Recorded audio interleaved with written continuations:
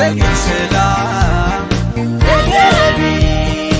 ددبيت ميديانا مع العبيد المام ددبيت ناتي ناتكان ناتكي ناتنا ناي كلنا ددبيت مزقف السامة سفح مهدي ناي تاريخنا ددبيت منتر حساباتنا سلسلنا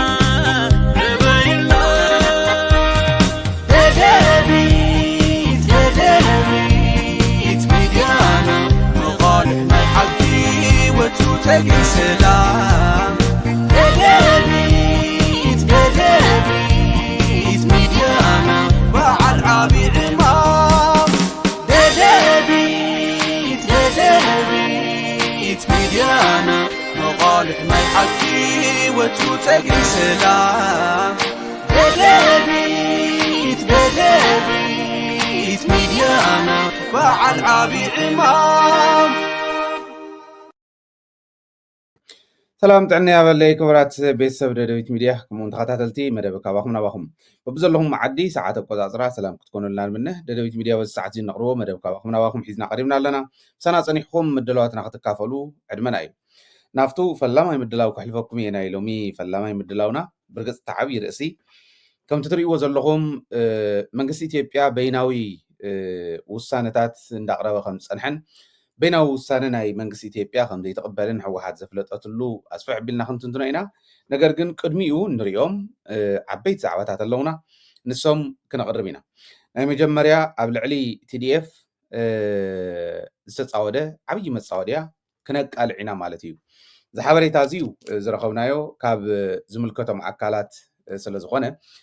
ብደንቢ ኩሉ ትግራዋይ ኣብ ደገ ያሃሉ ኣብ ውሽጢ ያሃሉ ብዘየገድስ እዚዩ ዝሓበሬታ እዚዩ ብደንቢ ተቐቢሉ ክሰርሓሉ በዚ ኣጋጣሚ ከተሓሳስብ ፈቱ TDF ንምፍራስ ኮነ ተባሂሉ ሓድሽ ቅድሚ ሕዚ ዘይተጠቐምሉ መፃወድያ ይጥቀሙ ከም ዘለው ፀላእቲ ኣረጋጊፅና ኣለና ነዚዩ ልክዕ ከምቲ ቅድሚ ሕዚ ዝገብርዎ ዝነበሩ ኣብ ውሽጢ ብዘለው ካሓቲ ኣቢሎም ክፍፅምዎ ዝዓለምዎ ማዕለማ ምዃኑ መፃወድያ ምዃኑ እዚ እውን ብደንቢ ኣረጋጊፅና ኣለና ማለት እዩ ቅድሚ እንመን እዮም ቶም ተላኣኹ ከመይ እዩ እቲ መልእኽቲ እንታይ ዝመስል መልእኽቲ ተላኢኹ ዝብል ቅድሚ ምቕራበይ ኣብ ትግራይ ብዝኾነ ይኹን ፀላኢ ተበዲህና ተሳዒርና ተሸኒፍና ርእስና ዘድነናሉ የለን ተወሰነ ግዜ ዝወሰደ ብሓፂሩ ዝተፈትሐ ክኾኑ ይኽእሉ እዮም ቶም ፀገማት ቶም ኣብ ልዕሊና ዝመፁ ህዝቢ ትግራይ ግን ፈተናታቱ ዝነብሑ እውን ኣብ ውሽጡ ብዘለዉ ባንዳታት እዩ ፈተናታቱ ዝሓፅሩ እውን ኣብ ውሽጡ ብዘለዉ ጀጋኑ እዩ ከዚ እቶም ባንዳታት ኮይኖም ናይ ፀላእት መሳርሒ ኮይኖም ከገልግሉ ድሌት ዘለዎምን ኣብ ከምዚ ዓይነት እኩይ ምግባር ዘለውን ክቁጠቡ ኣለዎም ሕጋዊ ስጉምቲ እውን ክውሰደሎም ክኽእል ኣለዎ ምቁጣብ ተቆጠቡ ኢልካ ብዜና ምስራሕ ወይ ብሚድያ ምሕላፍ ክእርሞም ከም ዘይኽእል ካብ ደርጊ ግዜ ትሒዙ ዝነበሩ ባንዳታት ከምሁሩና ይግባእ ብደርጊ ግዜ ዝነበሩ ባንዳታት ንሕወሓት ጥራሕ እንተይኮነስ ህዝቢ ትግራይ ብገመድ እንዳኣሰሩ ንፀላኢ ዘርክቡ ባንዳታት ከም ዝነበሩ ታሪክ ይናገር እዩ ኣጋጣሚ ኮይኑ ሓደያ ኣብቲ ሕሉፍ ቃልሲ ኣብቲ ናይ 17 ዓመት ዕጥቃዊ ቃልሲ ዝተሳተፈ ሓደ ዓብይ ሓበሬታ ሰሚዑዮ ዘይፈልጥ ሓበሬታ ይውን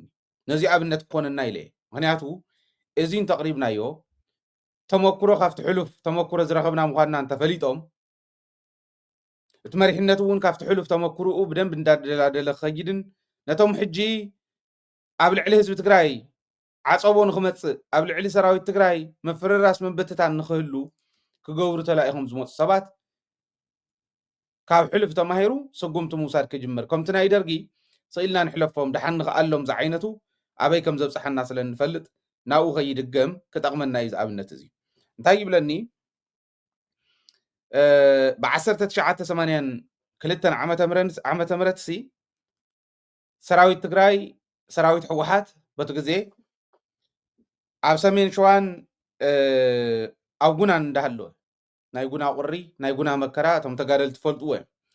ሰሜን ሸዋን ጉናን እንዳሃለወ እስካዕ ሽዑ ምስ ፀላኢ ኮይኖም ዝዋግኡ ባንዳታት ነይሮም ኣነ የተፀበኽዎን ቅድሚኡ ዝነበሩ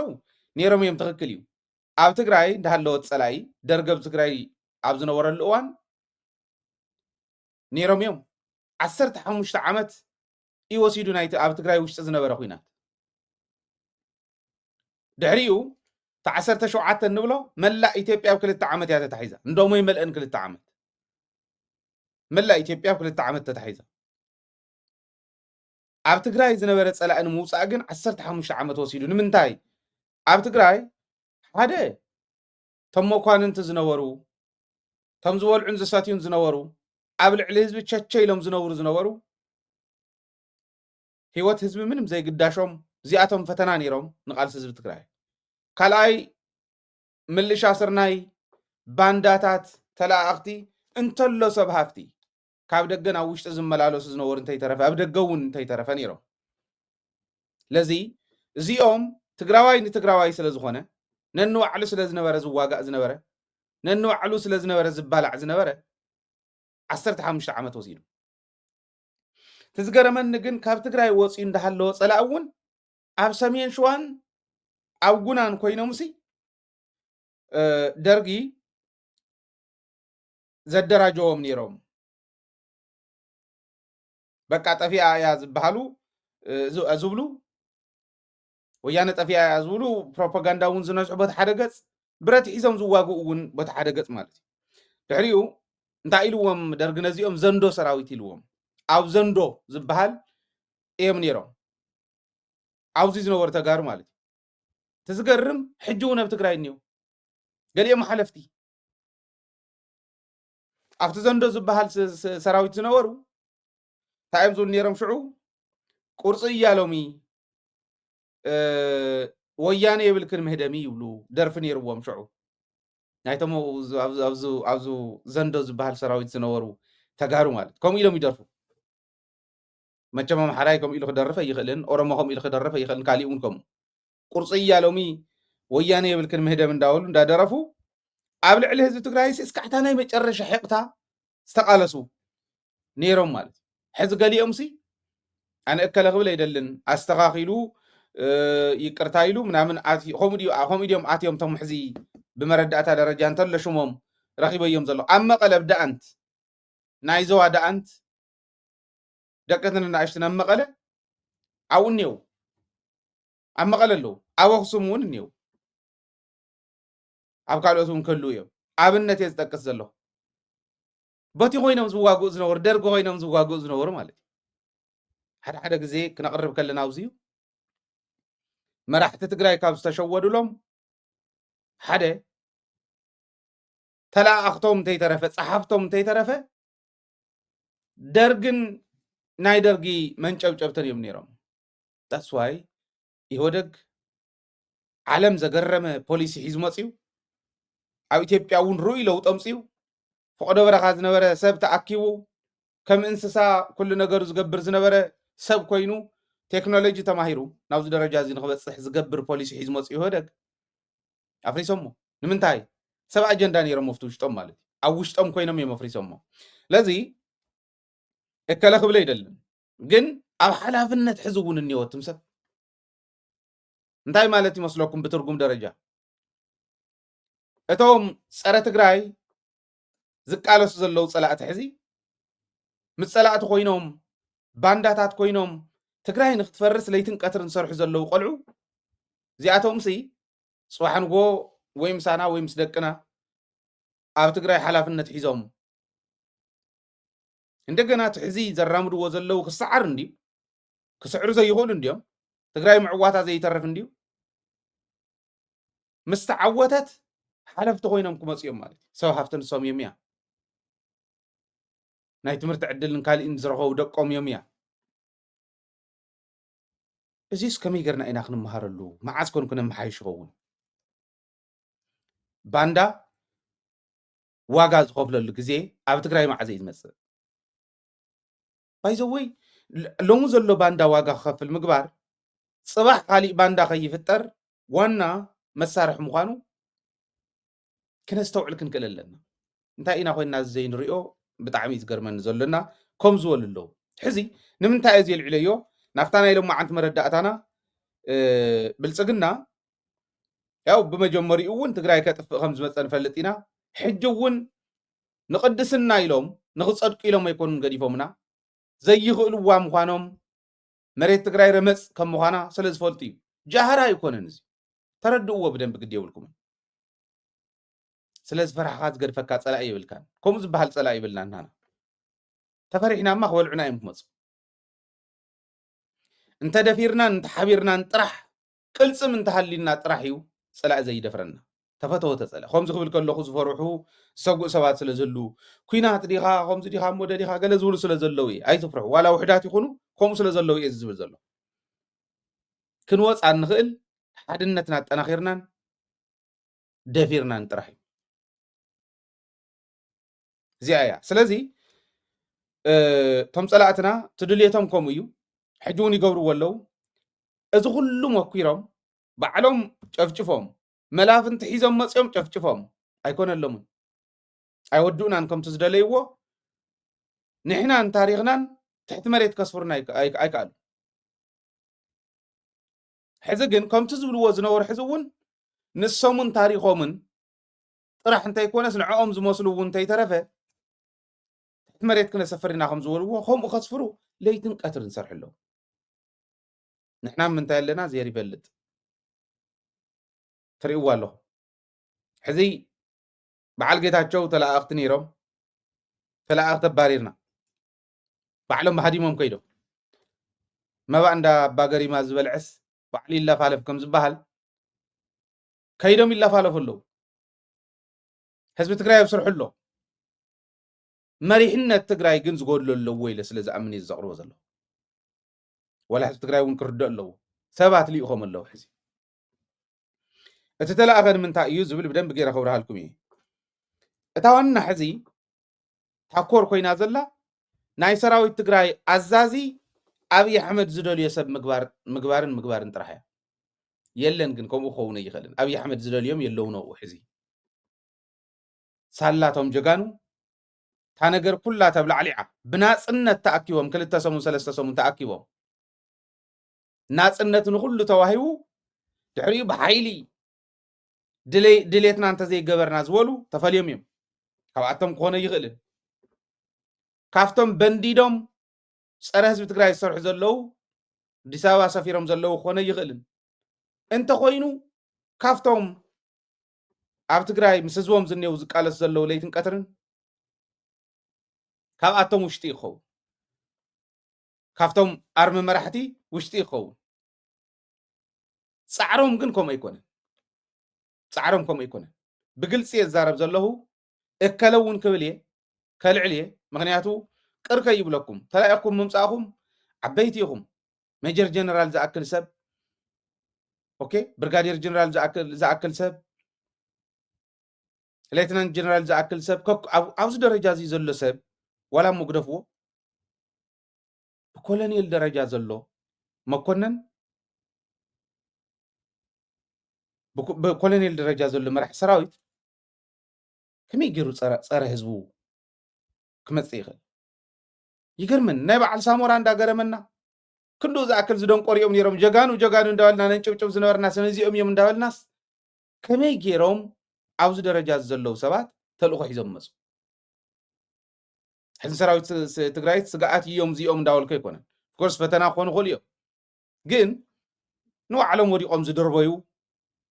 ንክድርበዩ ዝዳለው ዘለው ድርባያት ክኾኑ ይኽእሉ እዮም ጥንቃቐ የድሊ ኣብ ከም ዝበለ ብፍላይ ሕዚ ፈተኹም ፀላእቲ ፈተኹም ፀላእኹም ባንዳታት ካብቶም 5 ሓደ እዩ ዝኸውን ካሊእ ደሊ ኣዛዝ ሰራዊት እኮ ካብቶም 5 ሓደ ወይ ወዲ እምበይተ እዩ ወይ ጀነራል ምግበ እዩ ወይ ጆን መዲድ እዩ ወይ ማሾ በየነ እዩ ወይ ከዓ ፍሳ ማንጅስ እዩ 4 ነጥቢ እዚኦም ድዮም ክሽየጡ ካብዚኣቶም ወፃኢ ንምግባር ዲ ትፃዕሪ እንታይ እዩ ከፍርስ ትተልእኾ ተዋሂብዎም ዝኸዱ እንታይ ከፍርሱ ብርግፅ ጀሚሮም እዮም እከለ ከይኾን ኢሎም ጀሚሮሞ ቃል ብቃል እየ ዝዛረብ ዘለኹ ገሊኦም ብዙሓት ኣይኮኑን ብርግፅ ገሊኦም ክብል ከለኹ እቲ ሽምኒ ዘይምጥቃስ እየ ከምኡ ዘባዝሖ ዘለኹ እምበር ሓደ ሰብ ክልተ ሰብ እውን ክኾኑ ይኽእሉ እዮም ከም ተለኣኹ ገሊኦም ወፃእ ከይዶም 4-5 ወርሒ ተቐሚጦም ዝመፁ ካብኡ ካብ ወፃእ መፂኦም ኣዲስ ኣበባ ዝተወሰነ ግዜ ከፍ ኢሎም ምስቶም ዓዶም ክሒዶም ህዝቦም ክሒዶም ዝኸዱ ምስኣቶም ከፍ ኢሎም ተዛተይሉ ቦታ እውን ንፈልጦ ኢና ተደሊኹም ፎቶ ከሪኦኩም ክእል እየ ኦኬ ከፍ ኢሎም ተዛተይሉ ምስቶም ባንዳታት ዝመኸሩሉ ገሊኦም ተፀዊዖም ከይዶም ምናልባሽ እውን ምስቶም ሃደምቲ ሃዲሞም ከይዶም ተልእኮ ሒዞም ዝመፁ እታ ዋና ዕላማ ተልእኮ ሒዞምማ ዝመፁ እከለ ከይኸውን እከለን ብፍላይ ከይኾኑ በትኑ እዮም ተባሂሎም ንኣዘዝቲ ኮር ንኣዘዝቲ ኣርሚ ትሕቲኡን ልዕሊኡን ዘለው ኣመራርሓ ኢንፍሉዌንሻል ዝበሃሉ ኣብቲ ሰራዊት ሓብርዎም እከለ ከይኾን ተባሂሉ እቶም እከለ እቶም ክኾኑ ይኽእሉ እዮም እሞ ከይኾኑ ዝተባሃሉ ንግደፎም ንግዚኡ ምክንያቱ ባያዝነስ እውን ከይመፅእ ፀኒሖፍቱ ኣብቲ መረፅ ኣፍኮርስ ማለት ተሓፀየ ሰብ ክህሉ እንድዩ ኣለው እውን እዩ ምንም ጠርጠር የብሉን ሰራዊት ትግራይ ግን ኣውዚ ከይትጋገዩ ከይብሉና ከይትብሉ ዓበይቲ ኢኹም በዓል ሓለፎም ጀነራላት እዮም እኮ በዓል ወደን ጥሩ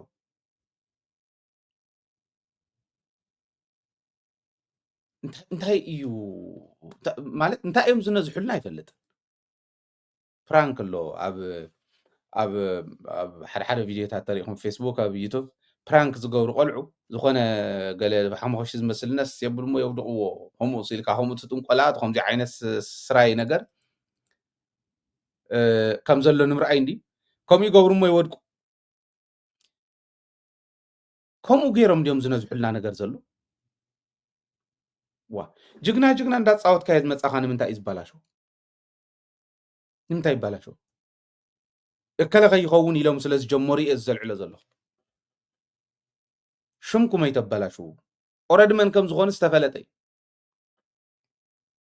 ካብቶም 5 ኢለ ስኢለ ኣነ ልዕል ኣቢለ ኣለኹ ኣስፋሕ ኣቢለ ኣለኹ እምበር መን ከም ዝኾነ ዝተፈለጠ እዩ ንምንታይ ሽምኩም ተበላሽው ንምንታይ ሌጋሲኩም ተበላሽው እሞ ተልእኮ ናይ ጌታቸው ተልእኮ ናይ ኣብይ ኣሕመድ ሒዝካ ትመፅእ ኣብዛ ሕዚ እዋን ትግራዋይ ኮንካ እሞ ተቐላሳይ ተጋዳላይ ኮንካ ነውር ዶ ኣይኮነን ሕጂ እውን ከምኡ ዝበለ ክርከብ ነውሪ እዩ ኣነ ናብ ልብኹም ተመለሱ ባህሊ እየ ገንዘብ ፀላኢ ገንዘብ ሂቦምኩም ተኮይኖም እውን ገንዘብ እንተና ኣፍተን ተወሊድኩም ሩባተን ሰትዩለን ዝነበርኩም ማይ ቀይርዎን ተወሊድኩም ዝዓበኹምለን ዝኾነ መላእ ትግራይ ከምኡ ኢልኩም ኢኹም ተቃሊስኩም ተዘይኮነ ግን እስኪ ኺዱ ውርድ በሉ ሞፍታ ሰትዩላ ዝነበርኩም ማይ ቀይርዋ ተርዋ ራማ ኸይድካ ቀይር ገንዘብ ፀላእ እንተሃልዩ ኦኬ ኣነ ይገርመኒ ኣሎ ሙሰት ተሓሒዘ እታ ናይ ኣብይ ድሌት ነጊረኩም ኣለኹ ኣብይ ዝደልዮም መራሕቲ ሰራዊት ክኾኑሉ ዝደልዮም ሰባት ኣለዉ እዚኣ ንክትኮነሉ ይፅዕረሎ እየ ዝብል ዘለኹ ይፅዕረሎ ጥራሕ ኣይኮነን ልኢኹኩም እዩ እየ ዝብል ዘለኹ ልኢኹኩም ስኢለ ብወረቅ ጥራሕ ኣይኮነን ኣብ ኢደይ ዘለውን ፋሕ ከብለልኩም ይኽእል እየ እንተግዲድኩማ ንሳ ኢና ክንገብር ዋቱም ሰብ ክንደይ ፀርና ኢና ንኸድኒ ኢና ክንደይ መከራ ዝኩሉ ዝዕዘፍ ዘሎ ጌታቸው ደቂ ኣንስትዮ 2-3 ደቂ ኣንስትዮ ሻምቦ ኢለን ከምዚ ክወስድኦ ከለዉ ኣብዚ እንተዝልጥፈሉ ነይረ ናብ ዕብዳን ክቅየር እንተዘይኮይኑ ካሊእ ተኣምር ክገብር ኣይኽእልን ንስኻትኩም እውን ከምኡ እዩ ነውሪ ክበሃል ክኽእል ኣሎ እሞ ከዓ ብጣዕሚ ብነኽብሮም ብጣዕሚ ብንኮርዓሎም ተጋደልቲ ክኾን ከሎ ይሕፍር እዩ ካብ ጫፍ ናብ ጫፍ ዝወፅእ ጅግና ኣባይ ኣለኹም ጅግና ኮይኑ ዝውድኣ ንህዝቡ ኮይኑ ዝውድኣ ተሓላቃይ ህዝቢ ዋርድያ ህዝቢ ኮይኑ ዝውድኣ ከምኡ ዓይነት ተጋድል ትባኹን ነውሪ ክፍለጥ ክኽእል ኣለዎ ባህሊ ኣነ ብጣዕሚ እየ ሓዚነ ቱ ቢ ኦነስት ማለት ሰኢለ ሰብ ከምዚ እኮ ተባሂሉ ስለ ዝበለ ይኮነን ከምዚ ዝብል ዘለኹ ኣብ ኢደይ ስለ ዘሎ እዩ ኣብ ኢደይ ስለ ዘሎ እዩ ስለዚ ብደንቢ ብኣግባቡ ክእረም ክኽእል ኣለዎ ኣስተውዒልኩም ሜጀር ክትወስዱ ኣለኩም ኣንቶም መራሕቲ ሰራዊት እውን ዝብል እምነት ኣለኒ ኣብዚዩ ኣብይ ኣሕመድ ንምንታይ ይደልይዎ ተኣዛዝ ሰራዊትስ እከለ ክኾነለ ኣለዎ ወይ እከለ ክኾነ ኣለዎም ኢሉ ክመርፀሉ ዝኽኣለ ንምንታይ እዩ ምንም እኮ ካሊእ ምክንያት እኮ የብላ ንፅርቲ እኮ እያ እታ ጉዳይ ሰራዊት ትግራይ መጥቀሚ ኣብይ ኣሕመድ ክኸውን እሞ ንኤርትራ ክዘምተሉ ኤርትራ ብትግራይ ገይሩ ንትግራይ ብኤርትራ ውቂዕዋስ ንኤርትራ ከዓ ብትግራይ ከውቃዓ ካብኡ እንታይ እዩ ዝተርፍ መስለኩም ሓደ ኢሚድየት ዝኾነ ኢምፓክት እኒሄዎ ህዝብና ንስእን ኣለና ኤርትራ ምስ ኢትዮጵያ ኮይና መፅያ ጨፍጭፋትና 1.5 ሚልዮን ህዝቢ ሲና ሓደ ሃገር ማለት እዩ ካልኦት ዓድታት ኣብዚ ኣብ ጎረቤተይ ኣብ ጥቃይ ኣብዚ ዘለናሉ ቲሞለስቴ ወይ ከዓ ኤስቲሞር ትበሃል ኣላ ኦኬ ክንዲ ፍርቂ እቱ ዝፀነተ ህዝብና እያ ትኸውን ክንዲ ፍርቂ ህዝቢ ትግራይ ኣይኮነን ዝብል ዘሎ ክንዲ ፍርቂ እቲ ዝፀነተ እያ ትኸውን ኣብኡ ጥቃኹም ጅቡቲ እኒኣ ጅቡቲ ስካዕቲ ዝሓለፈ ሴንሰስ እኮ ስካዕቲ ዝሓለፈ ቆፀራ ፍርቂ ናይቱ ዝፀነተ ህዝቢ እያ 800,000 ከባቢ እያ ነይራ ኣይዶኖ ሚልዮን መሊኦም እንተኮይኖም ሕዘ ይፈልጥ ሓደ ሃገር ዝኣክል የመፅኒቶም ኤርትራ ሒዙ መፅኡ የፅኒትና ሕዚ ከዓ ትግራይ ሒዙ ከይዱ ንኤርትራ የፅንቶ ንኤርትራ ከምቲ ዝበሎ ከምቲ ናይ ትግራይ ጥራሕ እውን ኣይኮነን ኣብ ትግራይ ተሰሓሓቶ ስሕተት ተስተኻኺሉ ኤርትራ ከም ዘለዎ ሙልጭ የብል እሞ ካብኡ ክምለስ ከሎ ነቲ ዝተረፈ ትግራዋይ መልጩ ድሕሪና ዓዲ ኣምሓራ ይኸድ ኣብ ዓዲ ኣምሓራ እውን እንታይ ከም ዘሎ ትፈልጥ እዮም እዚ ምስ ገበሩ ታኩሽ ዝብልዎ ዓዲ ምስርትዋ ማለት እዚ እኮ እዩ ምስ ፋኖ ሓቢሮም ከይንበሃል ካብ ፋኖ ንርሕቕ እንተኮይንና ሓይሊ ስለ ዘለዎም ልዕልየና ኣይኮነን ልዕሊ ትግራይ ልዕሊ ሰራዊት ትግራይ ሓይሊ ዘለዎ ኣብ ኣምሓራ ይትረፍ እሞ ኣብ ኤርትራ ይትረፍ እሞ ኢትዮጵያ ኣምሓራ ኤርትራ ሓዊሶም እውን ካልኦት ሃገራት ወሲኾም ቴክኖሎጂ ናይ ዓለም ወሲኾም እውን ክንዲ ትግራይ ኣይኮኑን እዚ ጃህራ ኣይኮነን ብተግባር ዝረኣናዮ እዩ ተግባር ዝረኣናዮ እዩ ንመካሓሉ ነደላድሎ ከዓ ብደንቢ ክጥንክር ክኽእል ኣለዎ ስለዚ ካብ ፋኖ ክንርሕቕ ንምንታይ ከምዚያ ኮይኖም ቀሪቦም እያ ከይንበሃል ተቀራሪቦም እያ ከይንበሃል ከይብሉና ካብ ኤርትራ ክንርሕቕ ንምንታይ ተቀራሪቦም ከይንበሃል ጌታቸው ክዛረብ ሰሚዐ እየ ነይረ ኣስተውዕሉ ብደንቢ ግድ የብልኩም ብፍላይ መናእሰይ ኣብ ማሕበራዊ ሚድያ ብዙሕ ሰብ ስለ ዝኾነ ዘደነጋግር ከይትደነጋገሩ ምእንታን ትትርጉሙ ፍለጥዎ ምስ ኢትዮጵያስ እንተነኣሰ ውዕል ፕሪቶሪያ ኣለና ይብል ተተቀራረብናስ ውዕል ፕሪቶሪያ ኣለና ምስቲኦም ግን ውዕል ዘይብልና ንምንታይ ንቀራረብ እዩ ትውዕል ፕሪቶሪያ ማለት እኮ ሽምግልና እኮ እዩ ችድ ንስኹም ኣይትሸምግሉንን ኢልካ እኮ ጨርጊሕካዮ ክትከድ ትኽእል ኮይ ዝሕዘካ ዝኸሰካስ ሓይሊ የለን ውዕል ፕሪቶሪያ ንክትርጎም ሕጊ ዓለም ይሓግዘና ገለ ዝብል ሰብ ኣሎ ብሕጊ ኣይኮነን ብሽምግልና እዩ በጃኹም ንስኻ ግደፍ ተባሂሉ ተዓርቆ ማለት እዩ በቲ ናይ ዓድና ናይ ሽምግልና ትርጉም ዳስ ካብ ወፃኢ ኣይኮነን ዲፕሎማት ስለ ዝኾኑ ቶም ዓረቕቲ ሃገራት ስለ ተኸታተልኦ እሞ እምብልና እንተኢሎም ናይ ዲፕሎማሲ ውድቀት ክትለሎም ይኽእል እዩ ብዝብል ኢና ንሰርሕ ዘለና እምበር ሽምግልና እዩ ብሕጊ ንሕተተሉ ብሕጊ ዝሕተትሉ ጉዳይ የለን ስለዚ ምስ ኤርትራ እውን ከምኡ ዝበለ ንምስራሕ ንፕሪቶሪያ ምኻድ የድልየካ ነው ኣብ ዛላንበሳ ኣብ ዓዲ ዋዕላ ኣብ ባድመ ተራኺብካ ክትገብሮ ትኽእል ኢኻ ኣስመራ እውን ተራኺብካ ኣብ መቐለ እውን ተራኺብካ ክትገብሮ ትኽእል ኢኻ ዋይናት እስኪ ዘይኮነሉ ምክንያት ንገሩኒ ሽምግልና እንዲ ሓቀይ ናይ ግድን ናይ ናይጀርያ ፕሬዚዳንት ነበር ኦባሳንጆ መፂኹ ከተዓርቀካ ኣለዎ ማለት ድዩ ክሽምግለካ ኣለዎ ማለት ድዩ ኣነ እኮ ሽማግለ ክኾን ይኽእል እየ ሓደ ናይ ኤርትራ ምሁር ሽማግለ ክኾነ ይኽእል ወይ ናይ ሓንቲ ሃገር መራሕቲ ናይ ዝኾነ ናይ ሱዳን መራሒ ሽማግለ ኮይኑ ካርቱም ክራኸቡ ይኽእሉ እንታይ ኮይኖም ዘይራኸቡ ክግበር ይከኣል እኮ ኣይትራኸቡን ጭራሽ ናብኡ ከይትራኸቡ እዚ ግን ተራኺብና ኣለና ከምኡ ዝበሃል ነገር የለን ፕሪቶርያ ሽምግልና እዩ ነይሩ ሽምግልና በስመራ ሽምግልና መቐለ ሽምግልና ካርቱም ሽምግልና ዋላ ኬንያ ናይሮቢ ክኾን ይኽእል ኤኒዌይ ሽምግልና ሽምግልና እዩ ዘይኮነሉ ምክንያት የለን ዘይኮነሉ ምክንያት የለን ክንሻማገል ከለና ታዋና ኬርፉል ክትረአ ዘለዋ ብደንብ ብስነ ስርዓት ክትረአ ዘለዋ ግን ክንሻማገል ከለና ረብሓ ትግራይ ከይሃስስ ረብሓ ህዝቢ ኤርትራ እውን ከይሃስስ ብርግፅ ትግራይ ስለ ዝኾነት ተጎድአት ትግራይ ፕራዮሪታይዝ ጌርካ ትግራይ ደጊምካ ምህናፅ ኣብ ትግራይ ዝበፅሐ ብሕጊ ተሓታትን ምግባር ኦኬ ትግራይ ዝፈሰሳ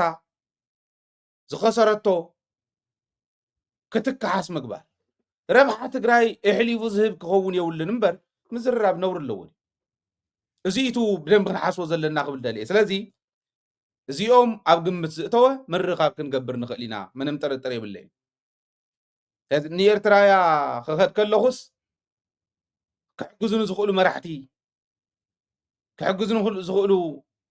ኣዘዝቲ ክኾኑለይ ምእንታን ናይ ሰራዊት ትግራይ ኣዛዚ እከለ ክኸውን ኣለዎ ንምንታይ ንጌታቸው ስለ ዘዳምፆ ንምንታይ ንፃድቃን ስለ ዘዳምፆ ንምንታይ ንዓይ ስለ ዘዳምፀኒ ድሕሪኡ ኸ ትመራሒ ዶ ኮይኑ ክላሽን ሒዙ ኸይ ህዝቢ ትግራይ ካብ ካሊእ ዝፈልዮ ዝለል ክትብሎ ከለካ ስኢሉ ዝዘልል ኣይኮነን ንምንታይ ኢሉ ዝሓትት ህዝቢ ሰራዊት እውን ከምኡ እዩ ሰራዊት ትግራይ ንዓና ውዝዩ ኪድ ከምዙ ኢሳያስ ዝገብሮ ሶማልያ ከይድኩም ንዓልሸባብ ሓግዝዎ እሺ ትግራይ ኣቲኹም ሓትኩም ጨፍጭፉ እሺ ዓይነቱ ሰራዊት ኣይኮነን ዝሓትት ሰራዊት እዩ ሪኢኹሞ እኮ ኢኹም ብተግባር ሪኢኹሞ ኢኹም ተግባር ጨፍሊቖም ክሒዞማ ነይሮም ኣዘዝቲ ግንባርን ወታደራዊ ካውንስልን ዝበሃል ሒዝዋ እኮ ነይሩ እታ መግለፂት ናይ ሰራዊት መፅኦም ዶ ካብ ታሕቲ ኮር መራሕቲ ብትሕቲኦም ንዘለዎ ዛሪቦም ሰራዊቶም ኣዘራሪቦም ናይ ሰራዊቶም ወኪል ኮይኖም መፅኦም ታውሳነ ከመይ ከም ዝገበርዋ ሪኢኹማ ብታሕቲ ዘሎን ብላዕሊ ዘሎን ኣይበሃልን ኣብ ትግራይ ትርጉም ብዘለዎ ኣካይዳ እዩ ዝኽየድ ስለዚ ምስትውዓል የድሊ ስለዚ ምስትውዓል የድሊ እዚኣ እታ ትግራይ ማለት ስለዚ ኣብ ሰራዊት እውን እዚኦም ግምት እቲኹም ከምዚኦም ንዝበሉ ትግራይ ሰራዊት ትግራይ እከለ ከይመርሖ ኢሎም ኣይዞ ከምኡ ዝበሃል ናይ ግለይ ሓሳብ ናተይ ድልየት እንተዘይኮነ ኢሉ ዝኸይድ ፀረ ዲሞክራሲ ዝኾነ ሓይሊ ፀረ ዲሞክራሲነቱ ክንገሮ እዩ ዝግባእ ብኣግባቡ ክንገሮ ብኣግባቡ ዋጋ ከፍለሉ እውን እዩ ዝግባእ ፀረ ዲሞክራሲ ክትኮነ ኣይትኽእልን ሓሳብ ክተቕርብ ትኽእል ኢኻ ሓሳብ ኣቕሪብካ እንተስዒር ሓሳብካ ፅቡቕ ተዘይስዒሩ ግን ተሳዒርካ ምዃንካ ፈሊጥካ ናይ ማጆሪቲ ሓሳብ ኣኽቢርካ ክትከይድ ክትክእል ኣለካ ዝብል ደንቢ ክንርድኦ ኣለና እዚ ናይ ትግራይ መግለፂ ናይ ሰራዊት ጥራሕ ኣይኮነን ኮሌክቲቭ ኢቱ ሊደርሽፕ ናይ ትግራይ ብኡ እዩ ዝኣምንቲ ህዝቢ እውን እዚ ብደንቢ ክትከታተልዎ ከም ዘለኩም እዩ ኣነ ጭቡጥ መረዳእታ ዝዛረብ ዘለኹ ዝምልከቶ ኣካል ክሓተት ንኽእል እዩ ንዝምልከቶ ኣካል ክህብ ድልው እየ ተን መረዳእታ ዝረኸብና እየን እዚአን ጌጋ እየን በቃ ሰራዊት ትግራይ ንኽብትኑ ተላኢኾም ዝመፁ ኣለዉ እዮም ትከታተልዎም ከም ምዃንኩም ኣይጠራጠርን ግን ሰራዊት እውን ዝብተነ ኣይኮነን ፍርዛት ማተር ኦረዲ ትመራሒ እውን ተመረፀ እዩ ተሓርዩ እዩ ኦረዲ ትመራሒ እውን ተሓርዩ እዩ ስኢሎም ክኸስሩ ሽሞም ከበላሽው መይሶም እንዳረሓቁ እንዳተበተኑ ክኸዱ ከምኡ እንዳገበሩ ፀላእቲ ንኽብትኑና ቦታ ክኸፍትሎም እንተዘይኮይኖም ትመራሒ እውን ተሓርዩ እዩ ኦኬ እንተኾነ እውን እንተዘይተሓረየ እውን ካብቶም ኣብኣ ዝኒአው ሓሙሽተ ሓደ ይኸውን እዮም ከዓ ብተልእኮ ዝተመከሩ ምስ ህዝቦም ኣብ ጎኒ ህዝቦም ጠጠው ዝበሉ እዮም ንፅላእ መሳርሒ ክኾኑ ዝኽእሉ ኣይኮኑን እሞ ኣይትበላሸው ግዲ የብልኩምን ኣይጠቕመኩምን ንዓኹምን እውን እዩ እቲ ካሊእ ኣብኡ እናሃለና ናይ ጌታቸው ጉዳይ ንርኢ ጌታቸው ማለት ከምዚ ደጋጊምና ክነቕርቦ ከለና ክንመሃረሉ ምእንታን እዩ ካሊእ ተኣምር የብሉ ትማሊ ኣብ ሪኦት ቀሪቡ ኣብ ዝሓለፈ ማለት ኣብ ዝሓለፉ ግዜያት ኢንተርቪው ዝገበሮ ስለ ብልጽግና ክዛረብ ከሎ ከምዚ ኢሉ ነይሩ። ጥሩ መኪኖች እንነዳ ነበረ። እስቲል ግን አብይ ሙሾ ሲያወርድ ሙሾ ተቀባዮች፣ አብይ ዘፈን ሲያወጣ ዘፈን ተቀባዮች ነው ምንሆን። ሙሾ ተቀባይ ዘፈን ተቀባይ ኮይኑሎ ማለት እዩ። ሕዚ ካብ ብልጽግና እንተዘይንወፅእ ነርናስ ፅቡቃት መኪና ክንነድእ ነርና ኢና፣ ፅቡቅ ሂወት ክንነብር ነርና ኢና። ነገር ግን አብይ ክደርፍ ከሎ ምቕባል ተቐበልቲ ኢና ንኸውን፣ አብይ ዝበሎ ምግዋሕ እዩ ዝኸውን ነይሩ ስራሕና ኢሉ ንሳ ንክገብር ሕዚ ምስ አብይ ኮይኑ ትግራይ ንኸፍርስ ይሰርሕ ኣሎ። ጌታቸው ሰሪሑ ክልውጥ ድዩ? ኣነ ከም ዝበለ ስጋት የብለይ። ይባላሾ ግን ኣሎ ተቐርብዎ ሰባት ክትነግርዎ ምእንታን እየ ዘቕርቦ ዘለኹ እምበር ጌታቸው ስልጣን ተዋሂብዎ ኣብ ትግራይ ውሽጢ ኮይኑ ነዚ ትግራይ ክስዕሮ ዘይከኣለስ ዋላ ዝፈጠረ ዕንክሊል እንተፈጠረ ንህዝቢ ትግራይ ከሽንፎ ይከኣልን። ኣብ ትግራይ ኮይኑ ዘይሰርሖ፣ ኣብ ትግራይ ኮይኑ ዘይሰዓሮ ኣብ ደገ ኮይኑ ክስዕሮ ይኽእል ንህዝቢ ትግራይ። ንሕወሓት እውን ከምኡ። እዚ ናይ ቀርኒ ኣፍሪካ ጉዳያት ኣማኻሪ ናይ ጠቅላይ ሚኒስትር ኮይኑ ተሸይሙሉ። ሙሻሙ ፀገም የብለይን ኣነ ኣብኡ ምንም ፀገም የብለይን። ክሽወም ይኽእል እዩ ናቱ ድልየት እንተኮይኑ ሓደ ንትግራይ ዝኣክል ዓዲ ዝመርሕ ዝነበረ ሰብ ግን ከይዱ ናብዚ ክወርድ ከሎ ብጣዕሚ ወራዳነት ምዃኑ ንዑ እውን ዘይጠቕሞ ምዃኑ እንተኽኢሉ ተዝነፅጎ ይሓይሽ። ፖለቲከኛ ኮይኑ ዋላ እቲ ዝነበሮ ቆስ እናበለ እናስተኻኸለ ዝፈጠሮ ስሕተት እናስተኻኸለ እንተዝነብር ይሓይሽ። ብቻ የትግራይን ህዝብ ለቀጣይ ውርደት ብዳርግ ኖሮ ደግሞ የበለጠ የማይወጣል ይሆን ነበር። አብይ ብልጽግና ውስጥ ቢገቡ ኖሮ ሲል እንደ ፓርቲ መኪኖቻቸውን ይዘው ቢቀጥሉ ኖሮ ነው እያለ ያለው እንጂ ለትግራይ ህዝብ የተሻለ ነገር አመጣለሁ አይደለም። ምን መጣ? ለኦሮሞ ህዝብ ምን መጣ? እስኪ ብልጽግና ውስጥ የገቡ በኦህዴድ ገብቷል። የኦህዴድ ከርታም ካድሬዎች አሁንም ያው የሚፈልጉትን ያማረጡ ሊበሉ ይችላሉ። ግን ኢቭን የመብል ሜኒዋቸው የሚወሰነው በአብይ ነው። በዛች ስልጣን ላይ ይቆዩ አይቆዩ የሚወሰነው አብይ ነው። የመርህ ጉዳይ አይደለም ይሄ ጉዳይ። የትግራይ ህዝብ ምርጫ ሲያካሄድ ኮንሲኩዌንሱን አጥቶት አይደለም። የትግራይ ህዝብ በሺዎች የሚቆጠሩ ልጆችን የከፈለበት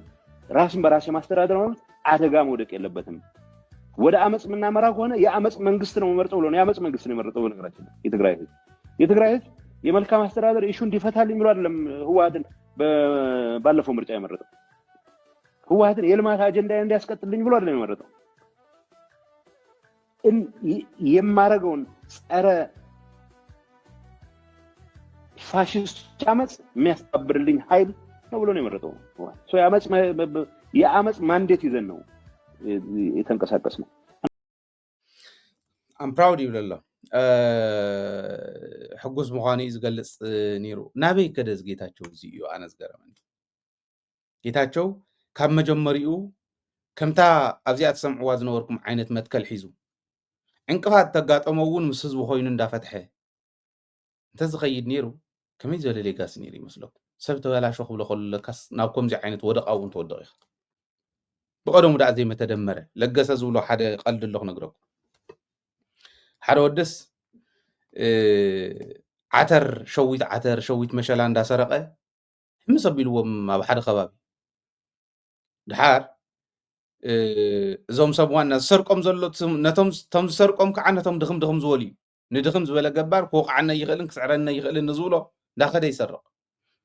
ዋንታ ወደይ ጊደፍ ኣይተስረቕ ኢሎም ሰባት ይነግርዎም ኣይሰረቕኩን ይብል። ድሓር ከይዱ ዓተር ሚሑ ሸዊት ዓተር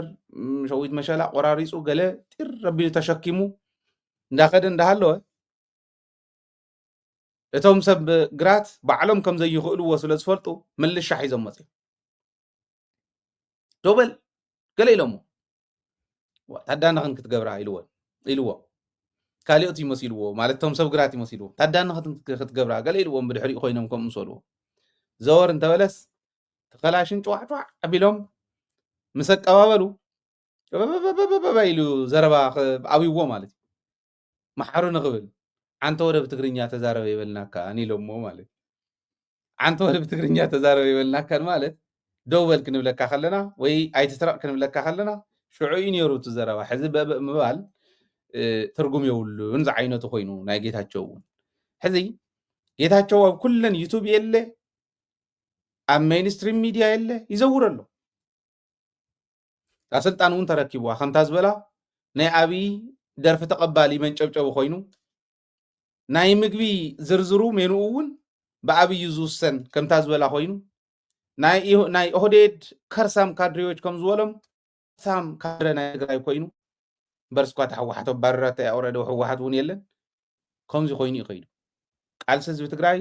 ንምንታይ ከም ዝነበረ ሕወሓት ክንደይ ናይ ዝኣክል ሮል ከም ዝነበራ ባዕሉ ብዛረቦ ዝነበረ ወሲድኩም ትኾኑ ኢኹም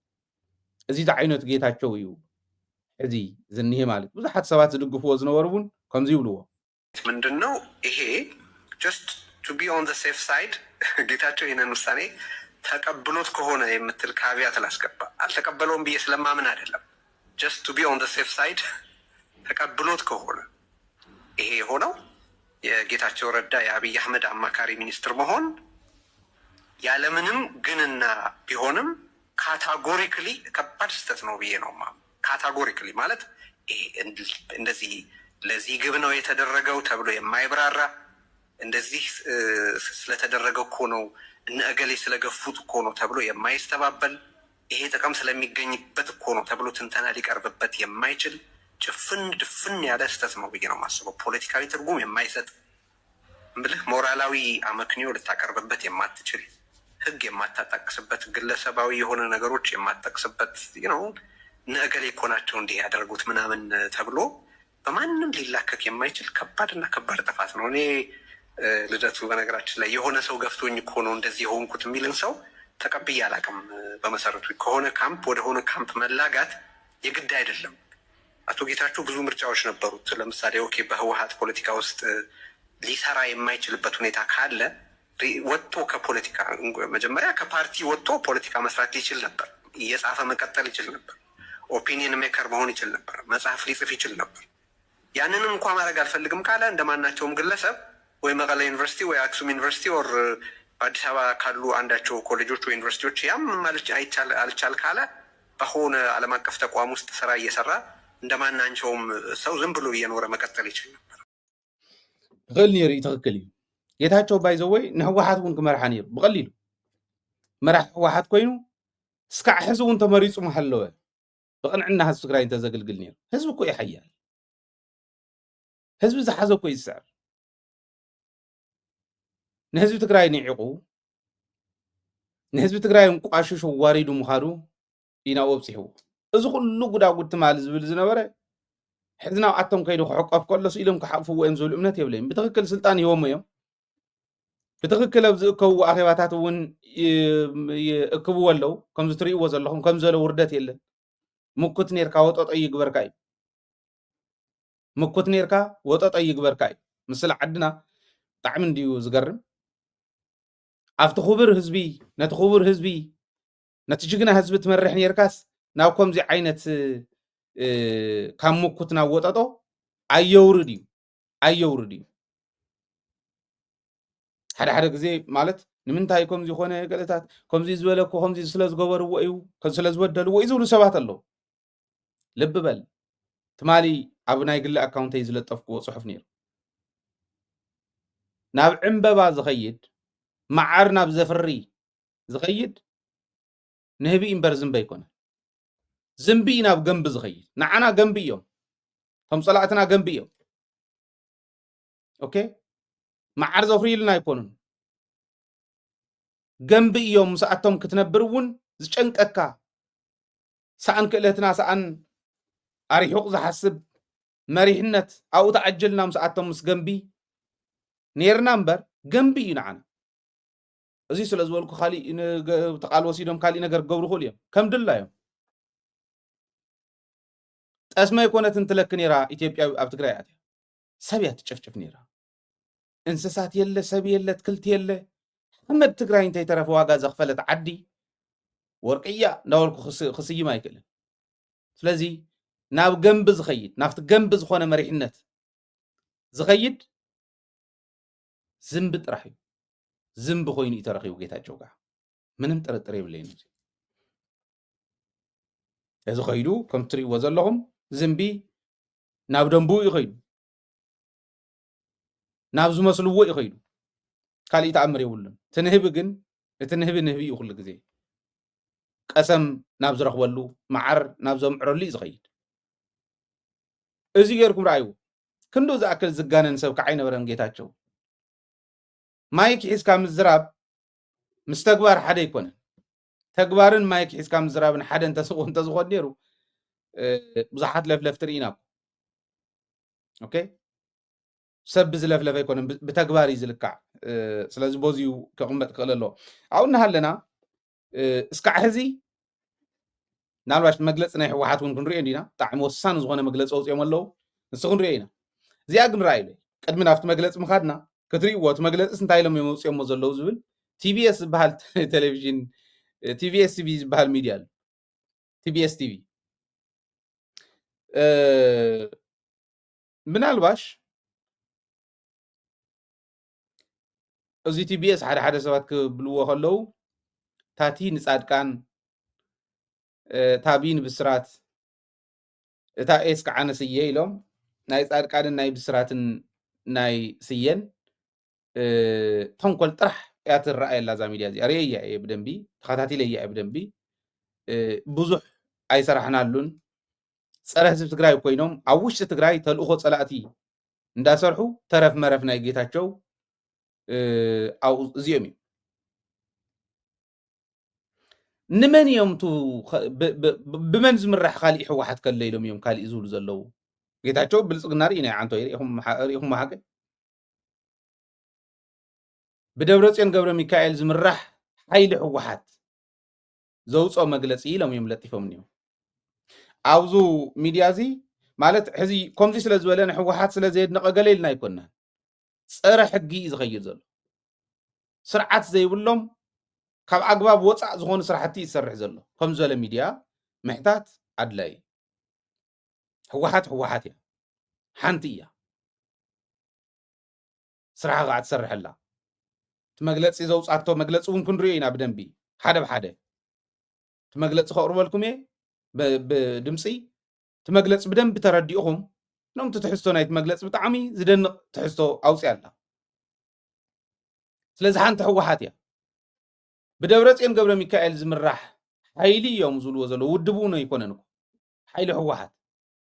ዘውፅኦ መግለፂ እንታይ ማለት እዩ ኣብ ትግራይ ኮንካ ከምዚ ጌርካ ናይ ምብትታን ስራሕ ምስራሕ ብደብረፅዮን ዝምራሕ እቲ ካሊእ ኸ ብምንታይ ዝምራሑ ካልኦት ከለዉ ብመን ዝምርሑ ሓይሊ ሕወሓት ኣለዉ ውድብ ከሓይሊ ድዩ ኣይደኖ ከመይ ጌርኩም ኢኹም ክትሓትዎም ኣይፈልጥን እዚ ግን ናይታ ውድብ ድኹም ኣካይዳ እዩ ብሕጊ ክትሓትት ኣለዋ ካሊእ ኣበይ ሪኢኹም ተባሂሉ እቲ ሚድያ ክሕተት ክኽእል ኣለዎ ባህሊ እያ ከምኡ እንተውፂና ንሕና ካብ ኣግባብ ወፃእ እንተውፂና ክሓቱና ኩሉ ግዜ ኢና ንፅውዕ ካብ ኣግባብ ወፃእ እንተውፂና ክሓቱና ጥራሕ እንተይኮነ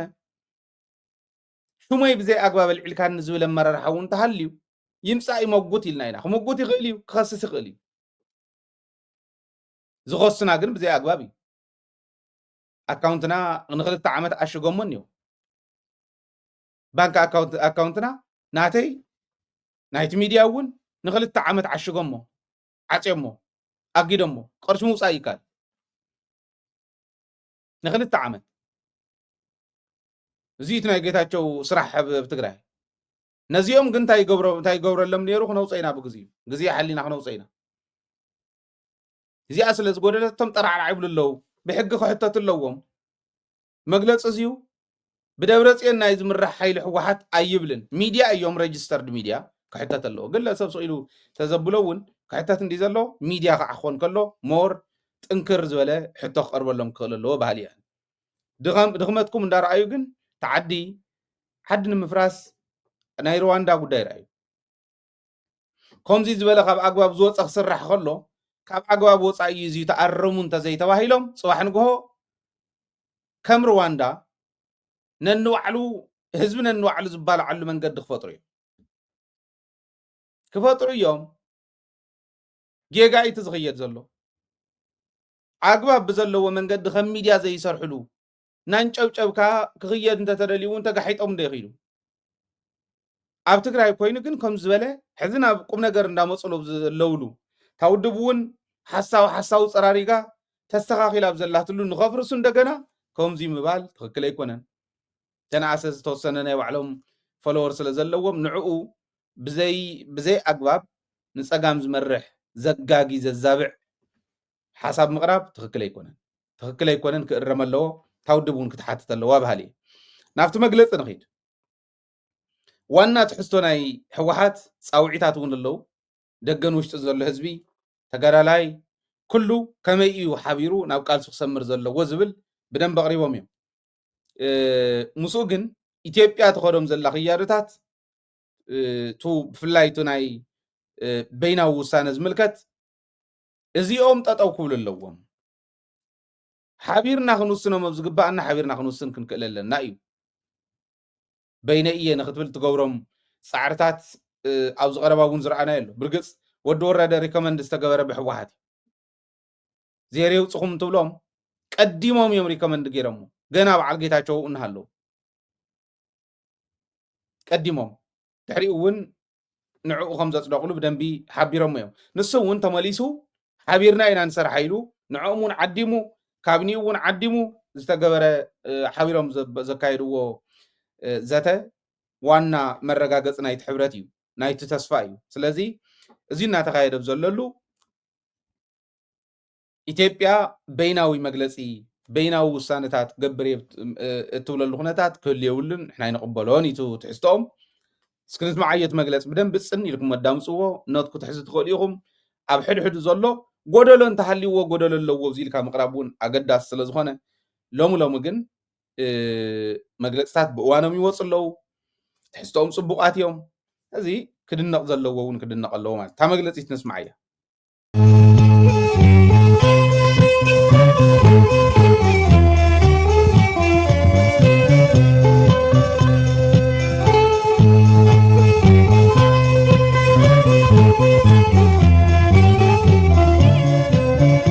መግለጺ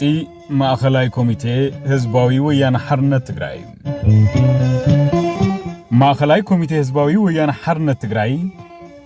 ካብ 29 መጋቢት ክሳብ 3 ሚያዝያ 2017 ዓ.ም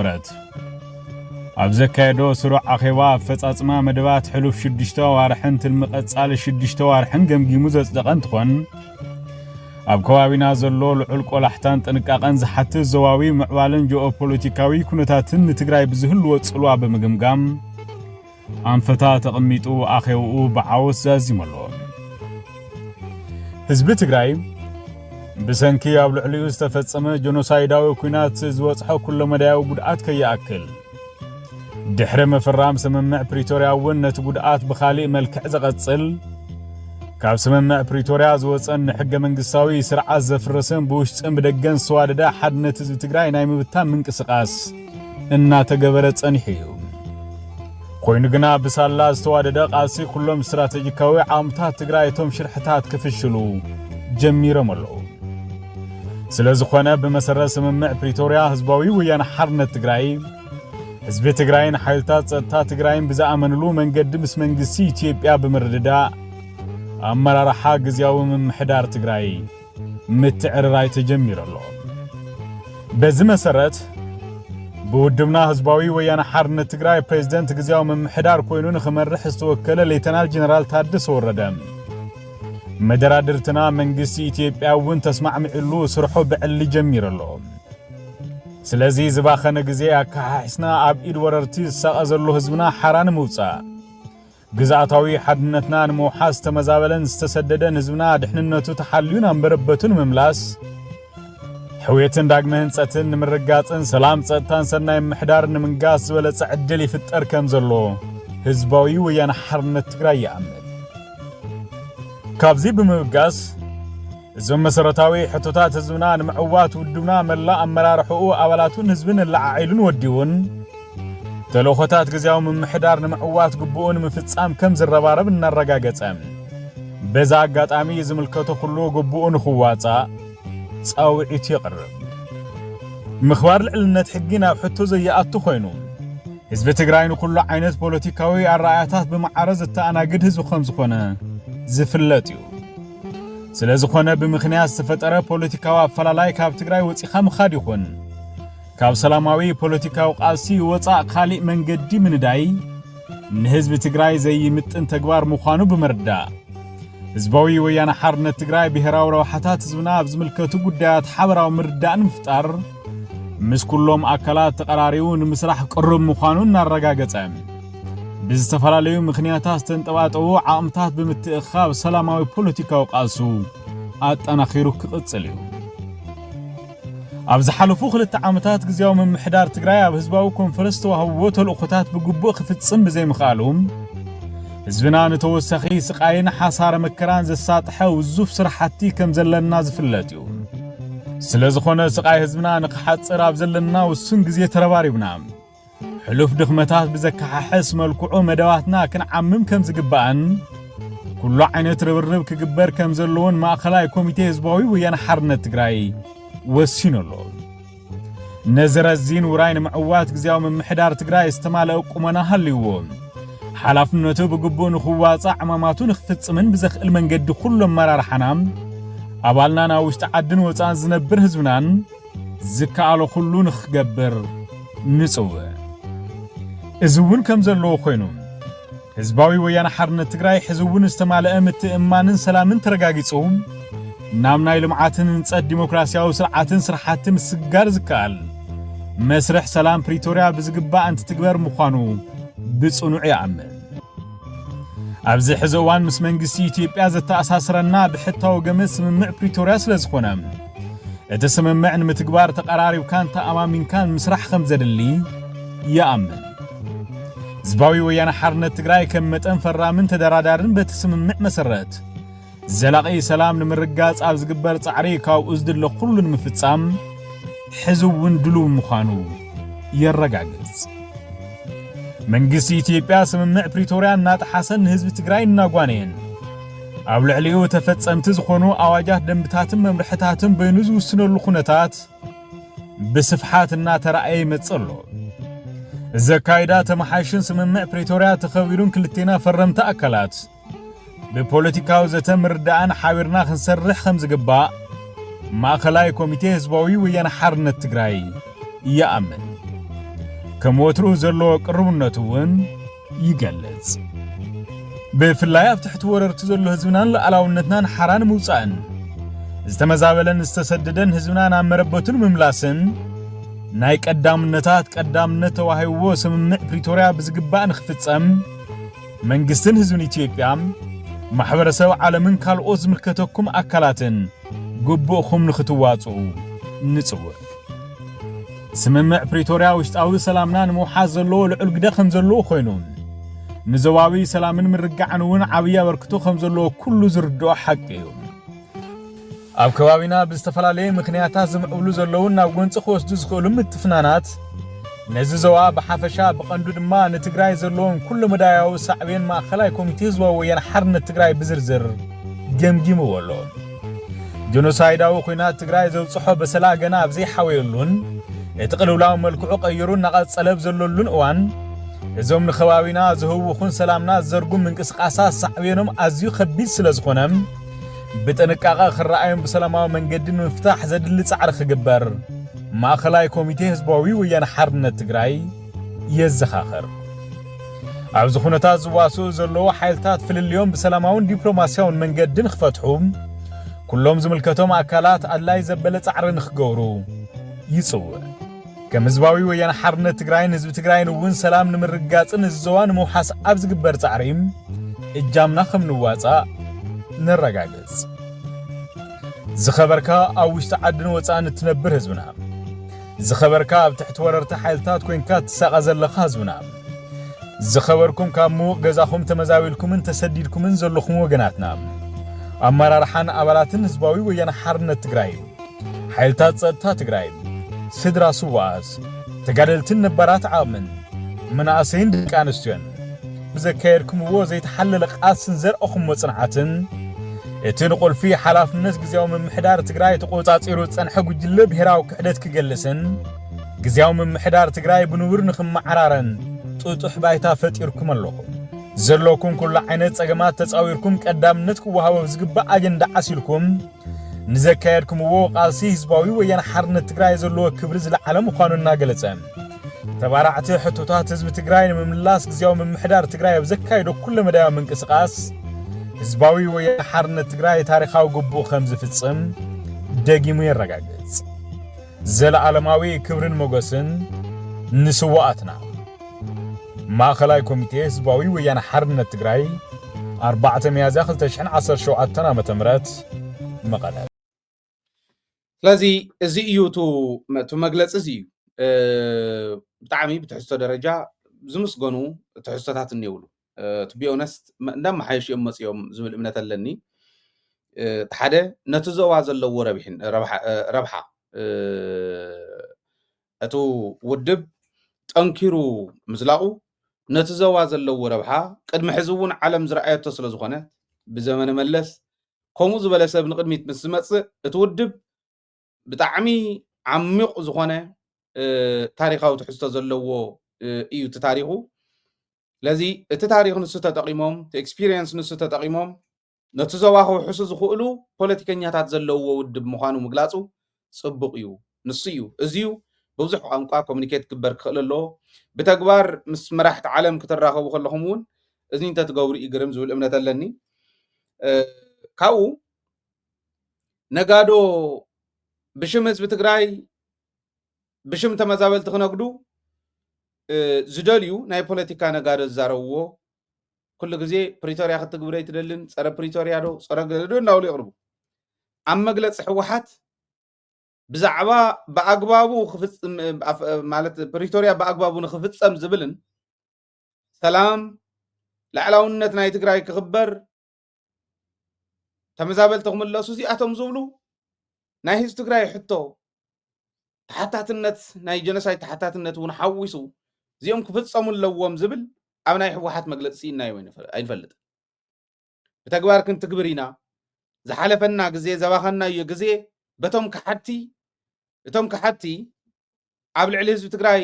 ክሕደት ክፍፅሙ ከለዉ ንዓቶም ብምቅላስ ዘባኸናዮ ግዜ ክነካሕስ ክንምኩር ኢና ይብሉ እዚኣ ኢና እንደሊ ከካሓስዋ ድዮም ናይ ብሓቂ ከምኡ እንድሕር ገይሮም ኩልና ከምቲ ፃውዒት ገይሮሞ ዘለዉ ንኩሉ ንዳያስፖራ እውን ኣብ ውሽጢ ዓድን ዘለዉ ተጋዳላይ እውን ሓረስታይ እውን ነጋዳይ እውን ምሁር እውን ፀዊዖም ኣለዉ ተሓጋጊዝካ ከመርቃይ ረቢብካ ዝሓበራ ፃውዕትስ ኣርቃይ የፅምበዓ ከም ዝበሃል ሓቢርካ ንዝረበበ እውን ጠንኪረ ከጥፍኦም እየ ኢሉ ዝመፀ እውን ንዝሓበረ እውን ክትበታትን ትኽእል ምዃንካ ትመግለፂ እውን የቕምጥ ታሪክና እውን ንሱ እዩ ዘቕምጦ ታሪክ ትግራይ እውን ንሱ እዩ ሕብረትና ኩሉ ግዜ ፀላእቲ ምስ ሰዓረ እዩ ሕብረትና ኩሉ ግዜ ንፀላእቲ ምስ በድሀ እዩ ሕጂ እውን ንሳ እዮም ፅውዕ ዘለዉ ከምኣ ጌርና ዲና ፀላእትና ስዒርና ህዝብናን ዓድናን ናፍታን ንደልዮ ፀፍሒ ናፍቲ ንደልዮ ደረጃ ክነብፅሕ ወይስ ከምቲ ዝነበርና እናተናቆትና ነንባዕልና እናተወናጃጀልና ኢና ክንከይድ እዚዩ ንዓና ዝግደፍ እዩ ዝኸውን ሳቶም እውን ከምኡ እዮም ኢሎም ዘለዉ ትዝባኸነ ግዜ ምክሓስ ግን ብጣዕሚ ክድነቕ ዝግባእ እዩ ካብኡ በታኒ ሓድነት ህዝቢ ትግራይ ኮይኑ ዝሰርሕ ዝነበረ ሓይሊ ፈሽሉ ከም ዘለዎ እውን ይገልፁ ትክክል ብተግባር ርኢና እቲ በታኒ ሓድነት ተበታቲኑ ርኢናዮ ክትብተን ኢኻ እውን ኢልና እንዲና ትማሊ ዘይሰምዑ ደናቁር ስለ ዝኾኑ እዮም እምበር እዚ እዩ ስለዚ ታደሰ ወረደ እውን ብውድብ ዝተመደበ ምዃኑ ይገልፁ ሰላማዊ ፖለቲካዊ ቃልሲ ንምግባር ምስ መንግስቲ ኢትዮጵያ እውን ተሓባቢሮም ውዕል ፕሪቶሪያ ብኣግባብ ንክፍፀም ንምግባር እዚኣቶም ኩሎም ገሊፁ ኣሎ ኣብቲ መግለፂ ከም ዝሰምዓኹሞ ብዙሕ ትንታነ ዘድልዮ እውን ኣይኮነን ግልፂ ዝኾነ መግለፂ እዩ ትሕዝትኡ እውን ብጣዕሚ ብደንቢ ዝተቀነባበረ ብደንቢ ዝተቀናጀወ መሰረታዊ ዝኾነ ለውጢ ከምፅእ ዝኽእል እንተተተግቢሩ እዩ እቲ መግለፂ ማለት ስለዚ እዚዩ ኣውፅኦም ኣለዉ እዚ መግለፂ እዚ እዩ ብደብረፅዮን ገብረ ሚካኤል ዝምራሕ ሓይሊ ሕወሓት ዘውፀ መግለፂ ዝብልዎ ዘለዉ ቶም ዓንተይ ዝጠቐስክዎም ሚድያ ነዚዩ እታ ውድብ እንተዘይሓቲታ ንሕና ክንሓተላ ይንኽእልን ካብቲ ዝብሎ ዘለኹ ወፃእ ክንብል ኣይንኽእልን እዚ እሞ ብስነ ስርዓት ግን ብደንቢ ተረዲእናዮ እቲ መግለፂ ንሕና እጃምና እንተወፈና በብዘለና ይኮይንና ሰራዊትና እንተደገፍና ታውድቡ እንተደጊፋ እታ ዝፈረመታ ውዕል ጫፍ ክተብፃዓ ከም ዘለዋ ግዚያዊ ምሕዳር እውን ተደጊፉ እቱ ዝተዋሃበ ሓላፍነት ብህዝቢ ትግራይ በአዲስ አበባ ተዋሃበ ይኮነን እቲ ናይ ህዝቢ ትግራይ ድሌት ተን ሓሙሽተ መጀመርያ ንጌታቸው ዝወደቁለን እየን ተን ሓሙሽተ ንሰን ምትግባር እዩ እቲ ናይ ህዝቢ ትግራይ ድሌት ሕዚ እዚአን ተግቢሮም ቶሎ ናብ ሕጋዊ መንግስቲ ናብ ስሩዕ መንግስቲ ከሳግሩና ሌጋሲኦም ከየበላሹ ብህረፍ ስልጣን እዚኡ ንክገብሩ በዚ ኣጋጣሚ ክፅውዕ እሞ ኣብ መወዳእታ ግን ሓደ ቪድዮ ከሪአኩም ራእይዋ እዚኣ እዚኦም መቐለ እዩ ማይ ትማሊ ዝወቅዕ እዩ ብዕለት 4 ከም ትሰደዱልና እንተኮይኑ ከም ትሰደዱለይ እሱ ስለ ዝበሉ እዩ ኣነ መቐለ ኮይነ ኣይኮንን ዝሪኦ ዘለኹ ግን እዚኡ ኣብ ዝኾነ ይኹን ግዜ ይውቃዕ ብዘየግድስ ናይ ትማሊ ዋላ እንተኾነ ማለት እየ ኣብ ማእኸል ከተማ ኢኹም ትርእይዎ ዘለኹ መቐለ እዩ እቲ ህዝቢ ከመይ ይሳገር ከም ዘሎ ረኣይዎ እተን ናይ ትራንስፖርት እተን ናይ መጓዓዝያ መካይን ባጃጃትን ከመይ ይኸዳ ከም ዘለዋ ረኣይዎን ካብ ኩሉ ንላዕሊ ግን ትሒዝዎ ዝኸድ እኒሄ ጓሓፍ ረኣይዎ እዚኡ ረጊፆም ዝኸዱ ዘለው ቆልዑ ረኣይዎ ህዝቢ ረኣይዎ ከምዚ ዝበለ ኣብ ማእኸል ከተማ ከምዚ ክመፅእ ከሎ ነዚ ዝኸውን ነገር ዘይዳሎ ንምንታይ እዩ እንታይ ዝሰርሕ እቲ ናይ ከተማ ምምሕዳር እንታይ ዝሰርሕ እቲ ናይ ከተማ ፕላኒንግ ኣርባን ፕላኒንግ ዝተምሃሩ ሰባት ፕላን ከስተኻኽሉ ኢንጂነርስ እኒአው መዓት ምሁሪ ሒዝካ እቲ ትምህርቲ ዓዲ እንተዘይቀይሩ ንህዝቢ ክቅይሮ እንድሕር ዘይክኢሉ ለውጢ ከምፅእ እንድሕር ዘይክኢሉ እንታይ እዩ ትርጉሙ እንደንገሩኒ እዚኣ ሕዚ ኣይ ዝኾነ ግዜ ወቂዑ ከምዚ ኮይና ነራ ተባሂላ ድያ ስኽ ክትበሃል ወይስ ነዚ ከምዚዩ ዓቂሩ ንሪኦ ዘለና ነዚ ከምዚ ዝኸድ ዘለዎ ሕጂ ንሪኦ ዘለና መንገዲ ክኸውን ዝኽእል ነገር ክመቻቸወሉ እዩ ናይ ከተማ ጓሓፍ ጉሒፉ ፀራሪጉ ግን ዝኸደሉ ትቦ ናይ ድሬኔጅ ካናላት ሃልዮም ፋኛትራታት ሃልዮም ብኡ ገይሩ ክኸይድ ዘይግበረሉ ምክንያት እንታይ እዩ ከምኡ እንዳበለ ዲ ዘለኣለም ክነብር እታ ከተማ እንዳሰፍሐት ክትከድ ከላ እኮ ፀኒሑ ከምኡ ዝበሉ ናይ ውሕጅ መወገዲ ናይ ርስሓት መወገዲ ቱቦታት ንምትካል እንደገና እታ ከተማ ምፍራስ እዩ ከምኡ ይኸድሊ እቲ ዘመናውነት ገና እንዳሃለወ ዕርቃ ናብ ናይ ከተማነት እንተይተቐይራተን ከተማታትና ከተማነት ክብለን ብኢንተርናሽናል ስታንዳርድ ማለት እዩ ናብኡ ገና እንተይሰፍሓ እንዳሃለዋ ካሊእ ወፃኢ እንታይ ሓተተ እንዳሃለወ ምስራሕ ደየድልን እሱ ይከኣልን እሱ ደይሓይሽን ካብኡ ከዓ ካብ ከተማ ወፂኦም ገጠር ከምዚኡ ዓይነት ውሕጅ ክኸዲ ዘለዎ ዝብል ሕቶ ዝሓተት እውን ኣይሰኣንን ማይ ማለት ካብ ትግራይ ንላዕሊ ማይ ዝፀምእ ዓዲ የለን እንዲ ካብ ትግራይ ንላዕሊ ማይ ዘለውን ዓድታት ከዓ ውሕዳት እየን እዚ ኮይታ ሃፍቲ እቲ ንሰትዮ ማይ እዚ እዩ ሓሬት ስተዮ ማለት ኣይኮነን ሃይድሮሎጂክ ሳይክል ይበሃል ማይ ሳይክል እዩ ዝገብር ይሃፍፍ ደመና ይኾን ይወርድ ይሃፍፍ ከምዚ እንዳበለ እዩ ዝነብር ዝማይ እዚ እዩ ተመሊሱ መይሱ ዝናብ ክኾነልካ እዚ ማይ እዚ እንተሒዝካዮ እዩ ዓይኒ ማይ ወይ ስፕሪንግስ ዝፈጥር በብኸባቢኡ እዚ ማይ እዚ እንተሒዝካዮ እዩ ናይ ከርሰ ምድሪ ማይ ፀፍሒ ልዕል ዘብሎ እሞ ህዝቢ ብቐረባ ንክረኽቦ ዝገብሮ ናይ ማይ ሃፍትስ ዝተበጀተትሉ በጀት ሒዙ ክንደይ ጉድጓድ ክኹዕት ኢሉ በታ ባጀት እናኳዓተ ማይ ይሕዝ ሪቻርጅ ኦፕቲማይዘ ይገብር ስለ ውሒድ ስለ ምናምነ ይግደስ ካብኡ ቆፃሪት ብቆፃሪት እናኸድካ ክንዲዚ ክፈል እዚኣ እንተ ኮይና ታሰርሑስ እዚኣ ስኢሉ ተራ ሰበይ ይሰርሓን ሰብ ሞያ ዘለዎም ሞያ ዝርድኡ ኒውኮው ሓደ ግዜ ስታውስ ዶክተር ተስፋ ሚካኤል ኣትዮም ዝነበረሉ ፅቡቅ መልሲ ይህብ ነይሩ ብዛዕባ እቲ ናይ ከርሰ ምድሪ ማይ ናይ ራያ ኣነ እውን ዝኸድ ኩሉ ንኸፅንዕ ኩሉ ግዜ ዘልዕሎ መስ በዓል ሞያ እንተኮይኑ ፖለቲካል ክረዳድኦም ዘይኽእል እንተኮይኑ ኣብ ባጀት ኣብ ናይ ፕሮጀክት ባጀት ገለ ቆራሪፁ ሰላሊዑ ክህቦም ዘይኽእል እንተኮይኑ ንዑ ዘቕንይዎ ኣይኮነን የውርድዎ ሰብ ሞያ ከኣትዎ ኣለዎም ከምዚ ዝበለ ሞያ ዝሓትት ኩሉ ተን ሴክተራት ተን ክላስተርስ ብምልአን ሞያ ዝሓትት እዩ ትምምሕዳር መማሓደር ይኮን ዘለዎ ስለዚ ከምኡ ዝበለ እንደግበርሉ ኣመሓይሽዎ ወይ እንቱም ዘለኹም ከዓ ናይ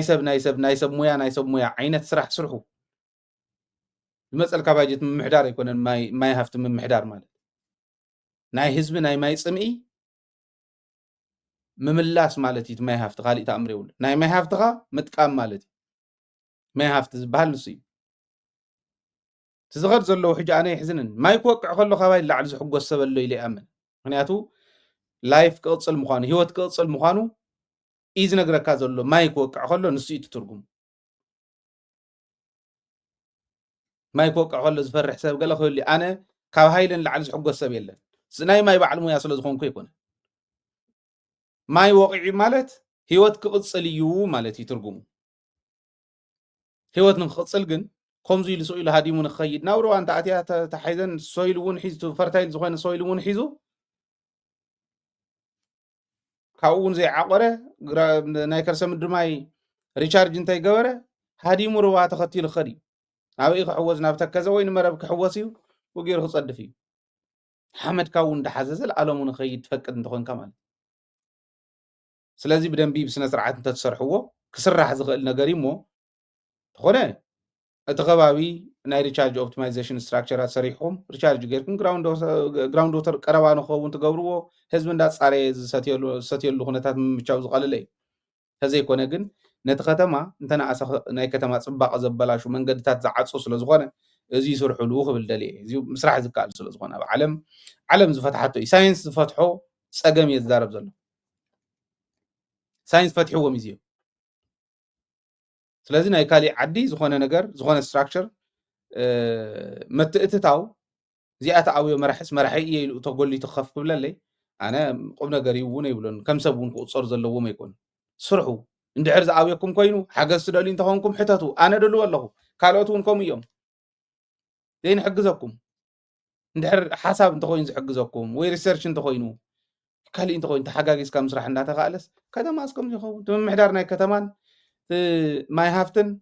እዮም ሓዊሮም ክሰርሕዎ ነይሮም መዘጋጃ ቤትን ማይ ሃፍትን ማለት እዩ ክሰርሕዎ ይኽእሉ ነይሮም ይከኣል እዩ እዚ ክትገብሩ በዚ ኣጋጣሚ ሓሳበይ ክቅርብ ስለ ዝደለኹ እዩ እዚ ኢለ ኣብ መወዳእታ ሕጂ እውን ደደቢት ሓግዙ እታ ሚድያ ክትዓቢ ኣለዋ እታ ሚድያ ክድልድል ኣለዋ ስቱድዮታት ክስርሑ ኣለዎም ብቐረባ በብኸባቢኹም ክንሰርሓልኩም እንተኮይንና ደደቢት እንተሓጊዝኩም ጥራሕ እዚኣ ናይ ወጋግን ኣካውንትና እያ ታትሪእዋ ዘለኹም ቆፃል ኣብ ዓዲ ዘለኹም ኣብ ስዑዲ ዘለኹም እውን ክትሕግዙ ትኽእሉ ኢኹም ባይዘወይ በዚ ናይ ወጋግን ኣብ ዓረብ ሃገራትን ኣብ ዓዲ ኣብ ትግራይን ኣብ ኢትዮጵያ ኣብ ኤርትራ ከባቢ ዘለኹም ክትሕግዙ ትኽእሉ ኢኹም በዚዩ ማለት በዚ ኣካውንት እዚዩ ናብ ወጋግን ባንኪ ኣብ ደገ ዘለኹም እዛ ሕዚ ሰማያዊት ትሪእዋ ዘለኹም ጌርኩም ክትሕግዙ ትኽእሉ ኢኹም ንሓፍረሎ ኣይኮነን ሚድያ ኢና ንተክል ዘለና ንህዝቢ ትግራይ ለዚ ሚድያ ብደንቢ ተደላዲሉ እንተተተኺሉ ከዓ ከመይ ክኸውን ከም ዝኽእል ንቅድሚት ከቢብና ዘሎ ፀላኢ እንታይ ዝመስል እዩ እሞ ዓቕሞም ኣበይ ኢልኩም እንተገምጊምኩም ናይዚ ሚድያ ዝረብሓ ብደንቢ ክረኣየኩም እዩ ዝብል እምነት ኣለኒ እስካዕ ሕዚ ትሕግዙና ዘለኹም ኣባላትና ዝኾንኩም ግን ብልቢ ነመስግን ውሽጢ ዓዲ ይኹኑ ኣብ ደገ ይኹኑ ኮይንኩም እትሕግዙና ብሞራል እውን እትድግፉና ብልቢ ኢና ነመስግን ቻናልና ክፋለጥ ብደንቢ ከዓ ስራሕትና ሼር ላይክ ሰብስክራይብ ምግባር ከይትርስዑ ክብል እፈቱ እዚ ኢለ ሰላም ምሳኹም ሰላምን ዓወትን ከዓ ምስ ጅግና ህዝብና ክኾን ትምኒተ እዩ ትግራይ ትዕወት